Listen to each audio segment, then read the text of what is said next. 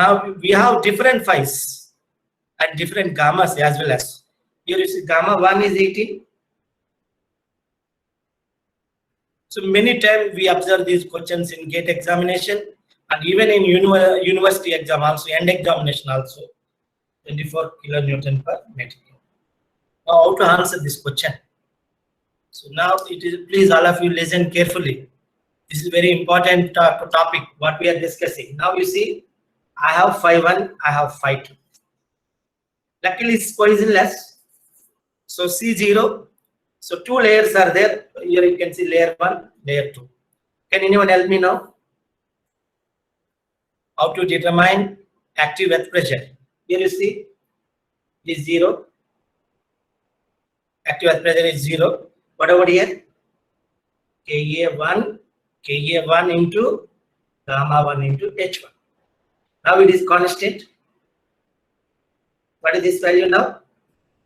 Ka1 or Ka2. This is very important now.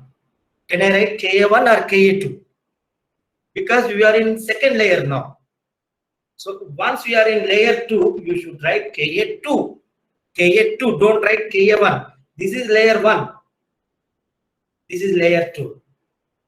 The same thing is not happening earlier. The reason is where we have only one phi. Entire height, we have only one phi, one gamma. Okay. Now can anyone tell me now what I have to write here? What is the pressure due to second layer? Active earth pressure due to second layer, Ka2 into gamma 2 H2. Is it okay now? So now you see here Ka1 gamma 1 H1. Now the second layer is, no doubt it is gamma 1 H1, but the earth pressure is due to second layer now, Ka2. Let me tell you once again, this is layer 1, Ka1.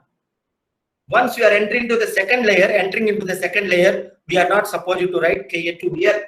From here after, you have to write Ka2 into gamma 1 H1. Gamma 1 H1 effective stress is going to be constant. But earth pressure, you know how to calculate earth pressure. Sigma H dash is equal to Ka into sigma V dash.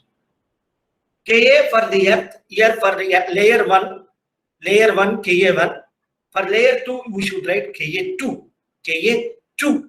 Now let me tell you, here it is Ka2 into gamma 2 H2 because I am in layer 2. I know now the earth pressure due to layer 2 is gamma 2 into H1.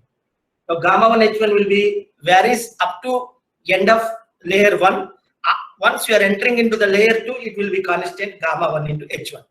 But once again, I will tell you, please multiply with Ka2. That is the important point we need to discuss. So this is about how to calculate active earth pressure. Now it's your time. Please, can anyone tell me how to calculate active force? PA, capital PA. So now I have 1, 2, 3. So how to calculate capital PA now? I have space here. PA is equal to, can anyone tell me now? Everyone cheptarandi? Ka1 gamma 1 H1 square by 2. You know it is a triangle. That's why I am writing off base into height. Now what about this one? Rectangle. Ka2 gamma 1 H1 into H2. Is it okay now? Is it okay? Now plus Ka2 gamma 2 H2 square by 2. Now it is very important. I know the answer. I am very happy. But if you are starting, if we are starting answering this question, the answer should be start like this: Ka1, Ka2. What about K1 now? Can anyone tell me now? K1 is 1 minus sine 30 by 1 plus sine 30.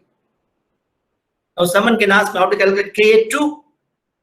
1 minus sine 20 by 1 plus sine 20. So this is the way we use to calculate K1 and K2.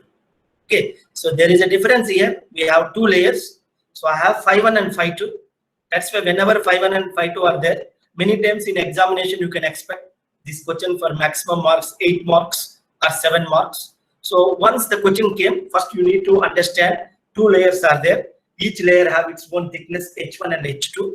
So my retaining wall is now supporting multi-layers. It's not one soil.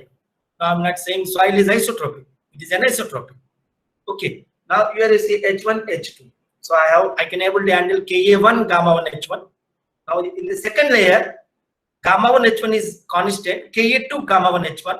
Now Ka2, gamma 2, H2. So I hope you got the answer. How to calculate Y bar now? How to calculate Y bar? Can anyone help me now? How to calculate Y bar?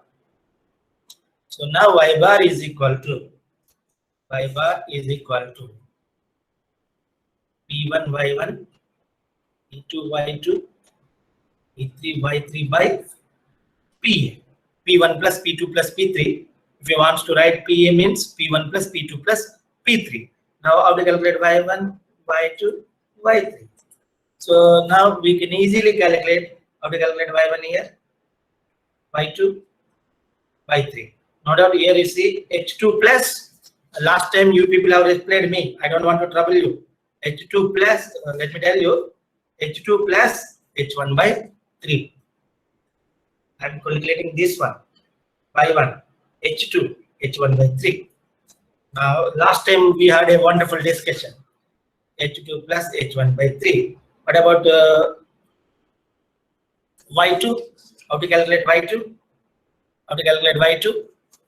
Y2 is equal to H2 by 2. What about Y3? H2 by 3. So this is about how to calculate point of application of the active force from base of the wall. I should write here, otherwise you may confuse from base of the wall.